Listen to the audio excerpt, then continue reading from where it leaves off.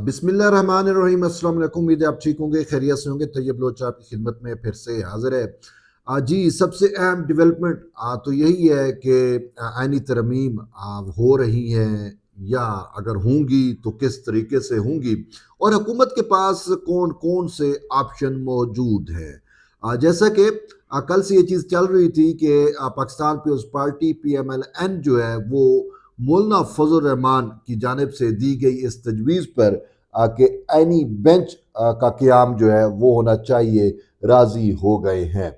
और उसके बाद फिर सूरत हाल जो है वो यकसर तब्दील हुई।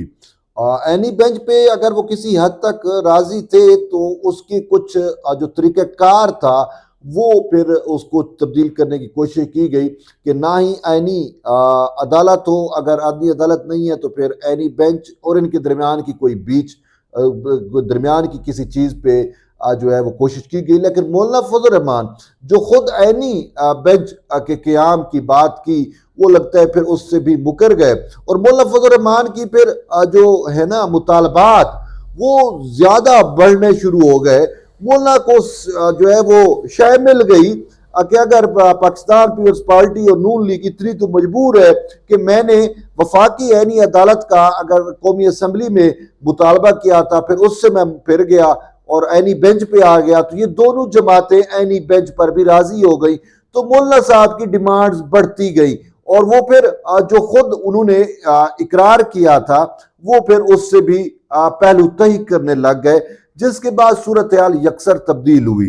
अब मौलाना साहब इस चीज पे भी बाजिद हो गए कि नहीं, जजेस की तैनाती का तरीक़ाकार भी तब्दील करे। बेशक सीनियरिटी का जो इशू है उसमें मौलाना साहब का ये कि मैं सीनियरिटी के इशू के खिलाफ रहा हूं और मैं ये चाहता हूं कि जो सीनियरिटी की बजाय जो जज अहलियत पे पूरा उतरे उसको चीफ जस्टिस लगाना चाहिए।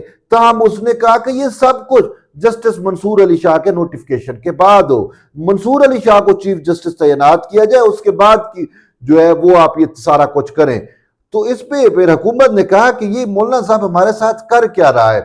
तो फिर ये हुआ कि तरीके इंसाफ का भी वफद मौलाना साहब के पास चला गया उनके घर में, और फिर मौलाना साहब की जब मीडिया के ऊपर PTI के जो है वो लीडरों के साथ खड़े होकर टोटल टून ही बदल गई और हुकूमत को धमकियां देने पे उतर आए और जो कुछ उन्होंने कहा उनसे भी मुकर गए। हुकूमत बड़ी परेशान हुई कि ये क्या हो गया। उसके बाद फिर हमने देखा कि पाकिस्तान पीपल्स पार्टी के चेयरमैन रात गए जो है वो पहुंचे मौलाना फजल रहमान के पास, उसको फिर मनाने की कोशिश की और उनको बरमला यही कहा कि मौलाना साहब मैं जो है आपके मुकाबले में मैं ना ही अलामा हूं ना ही मैं मौलाना हूं, लेकिन बात बड़ी सीधी सी है कि मैंने आपको जबान दी और मैंने उस जबान का पालन किया। मैंने नवाज शरीफ को जाती उम्रा में भी आपसे की डिमांड पे राजी कर लिया, लेकिन अब आप अपनी जबान का जो है वो लिहाज नहीं कर रहे। तो उसके बाद की जो सूरत हाल है वो तकरीबन तब्दील हुई। फिर रात को हमने ये भी देखा कि वजीर आजम शहबाज शरीफ जो है वो भी मिलने गए और फिर बिलावल भुट्टो जरदारी और शहबाज शरीफ मौलाना साहब को मनाने की भी कोशिश करते रहे, उसको कहते भी रहे कि आप जो है वो हमारे साथ ही चले। लेकिन मौलाना साहब बज़ाहिर यही लगता है कि बाजिद थे और वो मौलाना साहब किसी बात पे जो है वो राजी ही नहीं हो रहे थे और मौलाना साहब जो है वो फक्कियां दे रहे हैं, कह रहे हैं कि बस नहीं, अभी मुशावरत का अमल जारी होना चाहिए, मुशावरत को ख़त्म नहीं होना चाहिए, मुशावरत को लेके हम आगे बढ़ेंगे, फिर इत्तेफाक राय होगा। यानी कि ना ना ही समझे, सिंपल सी बात है कि जो अपनी बात से मौलाना साहब मुकर गए तो फिर आगे वो कैसे इन चीज़ों का पालन करेंगे या लिहाज करेंगे। एक अलामा हो के जो वो अपनी बात या जो अपना वचन दे, जो अपनी वो करे, उससे फिर मुकर जाए तो आप उसको क्या कह सकते हैं। तो उसके मद्दे मुकाबले में बिलावल भुट्टो जरदारी आज का नौजवान है, जज्बाती भी है, लेकिन उसने अपनी जबान का पालन किया। मौलाना साहब अलामा हो के अपनी जबान से जो है वो इनकारी हुए। तो इसी वजह से बिलावल भुट्टो जरदारी तकरीबन 2 से सवा 2 घंटे मौलाना साहब के घर पे रहे। शहबाज शरीफ भी फिर अपने जो है वो आज़म जी तारड़ और इनके हमरा आए और वो भी तकरीबन 1 घंटा सवा घंटा वहाँ पे रहे और यूं बिलावल भुट्टो जरदारी और शहबाज शरीफ मौलाना साहब को फिर मनाने की कोशिश करते रहे। लेकिन मौलाना साहब जो है वो अभी तक का यही है कि वो बातों को टाल मटोल पे हैं और माने नहीं है। अब बात यह है कि क्या मौलाना साहब नागुज़ीर तो नहीं है, मौलाना के बगैर भी ऑप्शन मौजूद है। और मौलाना साहब के अफसोस से ये कहना पड़ रहा है कि मौलाना साहब जो है वो जब से यूथियापे का शिकार हुए हैं तो उनका ढाल चाल चलन भी टोटल तब्दील हो गया है। और वो सही है ना कि जब आप, मैं तो अक्सर ये कहता हूँ, यूथियापे का शिकार होते हैं तो फिर फहम, अदराक, वजदान, शऊर सब कुछ ख़त्म। तो मौलाना साहब के साथ भी आजकल यही हो रहा है। और मौलाना साहब, अब पता नहीं आपको हुकूमत से क्या गिला है, पीपल्स पार्टी से क्या शिकवा है और नून लीग से क्या शिकवा, ये तो अभी हमें समझ नहीं आ रही। लेकिन आप मौलाना साहब जो कर रहे हैं वो यही है। वो कल कहते हैं जी ये यानी तरमीम नजरिया ज़रूरत के तहत आ रही है। ये तो पहले कह देता, फिर अपने मुसवदे पेश ना करता। एक तरफ हुकूमत को जो है मुसवदे पेश करता है और कहता है इतफाक राय करें, दूसरी तरफ फिर कहता है ये तरामीम जो है वो नजरिया ज़रूरत है।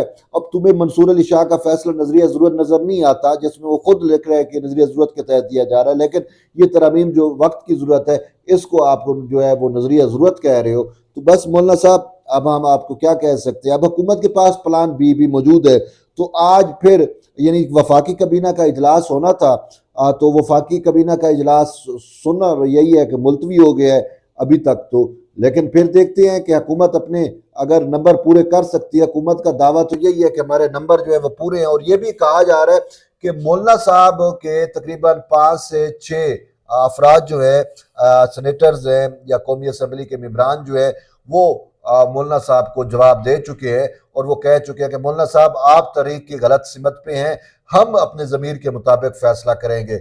और मौलाना साहब को शायद ये भी कहीं ना कहीं अब दुख मौजूद है। और इसी तरीके से और भी अगर हम देखें तो हुकूमत के पास तो ये बात नहीं है कि हुकूमत के पास 2/3 नहीं है। हुकूमत के पास 2/3 मौजूद है, हुकूमत के पास नंबर गेम मौजूद है। लेकिन हुकूमत की ये कोशिश है, ये ख्वाहिश है कि हम जो है वो इत्तफाक राय से चले, मौलाना साहब को साथ लेके चले। अब मौलाना साहब नहीं चलना चाहते तो उसको धक्का दे के तो हम साथ लेके जा नहीं सकते, ना ही घसीट सकते अपने साथ, ठीक है। वैसे भी वो भारी भरकम है। तो अब ऐसी सूरत हाल में एक और ऑप्शन भी मौजूद है और वो ऑप्शन ये है कि यही कहा जा रहा है कि जो मखसूस नशिस्तों का फैसला है इलेक्शन कमीशन का, पॉसिबिलिटी यही है कि शायद जो है वो इलेक्शन कमीशन इस हवाले से फैसला जो है वो कर ले। अगर मखसूस नशिस्तें आज या कल हुकूमत को मिल जाती है तो फिर ये ब्लैक मेलिंग टैक्टिक्स जो है मौलाना साहब के जो है वो भी ख़त्म हो जाएंगे। और मौलाना के अलावा बाकी तमाम इत्तेहादी जमातें जो है वो इस टाइम एक पेज पे है। और फिर अगर मौलाना नहीं होंगे ना तो वो बिलावल वाली बात सच होगी कि मौलाना की बात तो हम मानेंगे, अगर मौलाना नहीं होंगे तो फिर मैनेस मौलाना जो है वो फिर हमें अपने तरीके से मामलात को लेकर चलना पड़ेगा। तो अब वैसे भी हकीकत ये है कि वफाकी ऐनी बेंच ही वफाकी ऐनी अदालत ही कायम होनी चाहिए। अगर ऐनी बेंच ही कायम करना है तो फिर छोड़ दे, ये तरमीम ही ना करें, सिंपल सी बात है। और मौलाना साहब, हम पहले ही कह रहे थे कि मौलाना साहब डाज दे रहे हैं, तो अब बिलावल और शहबाज शरीफ को समझ आ गई है कि मौलाना साहब कितना बड़ा रॉन्ग नंबर है इस वक्त, ठीक है। साफ ज़ाहिर है उसके ऊपर पिंकी पिरनी का जब से जादू चला है तो वो जरदारी हाउस में बैठता है तो मौलाना साहब जो है वो वादे वईद कुछ करता है। अगर जाती उम्रा में जो वादे वईद करता है वो जब वापस आता है तो उस पर फिर वो शायद जादू चढ़ जाता है वो, और फिर सारी बातों से मुकर जाता है। अब क्या कहे, कलामा है वो मुकर जाए तो फिर वो कहता है वो तो मेरे सियासी बयानात थे। तो बहरहाल हम क्या कह सकते हैं, अभी देखते हैं हुकूमत जो है वो अपना प्लान बी क्या लेके आती है और किस तरीके से आईनी तरमीम पास होती है। बहरहाल ये चंद घंटे, चंद ये आज का दिन, कल का दिन बड़े इंपॉर्टेंट है। तो उम्मीद है कि इंशाल्लाह हुकूमत को जो है वो फतह होगी और मौलाना फजल रहमान हो या उनके और दूसरे अपोजिशन वाले दोस्त हो, उनको जो है होपफुली और इंशाल्लाह शिकस्त होगी। Thank you.